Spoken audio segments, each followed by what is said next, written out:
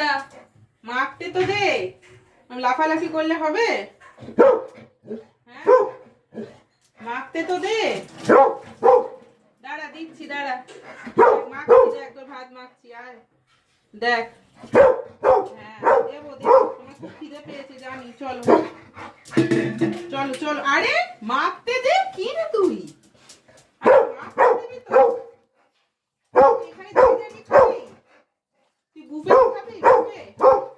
হ্যাঁ দিচ্ছি, চল চলো চলো। বাপ রে বাপ, এনে